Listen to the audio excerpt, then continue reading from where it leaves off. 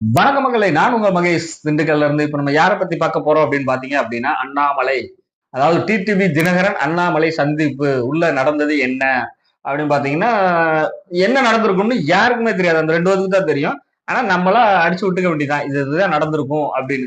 நம்மளோட யூகம் பாத்தீங்க அப்படின்னா, அண்ணாமலை என்டிஏ கூட்டணிக்கு டிடிவி தினகரனை கூப்பிட்டுருப்பாப்ல.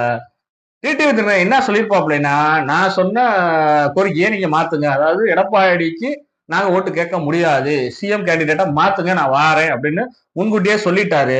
இதுக்கப்புறம் அவரோட நிலைப்பாட்டை மாத்துனாரு அப்படின்னா அவர் கட்சியிலேயே அவருக்கு யாரும் ஓட்டு போட மாட்டாங்க. சோ இதெல்லாம் போட்டு இழுத்து பேசி இருப்பாப்புல அண்ணாமலை. ரெண்டு பேரும் இந்த பொங்கலுக்கு கயிறு இழுக்கிற போட்டி வைப்போம் தெரியுங்களா, அது மாதிரி இந்த பக்கமும் அந்த பக்கமும் ரெண்டு பேரும் 1.5 மணி நேரமா இதுதான் நடந்திருக்கும்.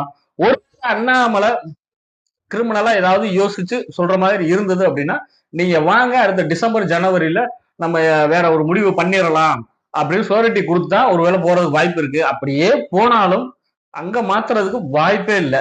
எடப்பாடி அதாவது பிஜேபியில இருந்து நாங்க வெளியில வரோம்னு கூட சொல்லிடுவாரே ஒழிய, டிடிவி இந்த பிரிஞ்சு போனவங்கள சேர்த்துக்க மாட்டோம்ன்றதுல கரெக்டா இருக்காப்ல. ஏன்னு கேட்டீங்க, தோத்தாலும் பரவாயில்ல, நான் இந்த எலெக்ஷன்லயே தோத்தாலும் பரவாயில்ல, கட்சி சின்னம் என்கிட்ட இருக்கணும் அப்படின்றது அவருடைய நிலைப்பாடு.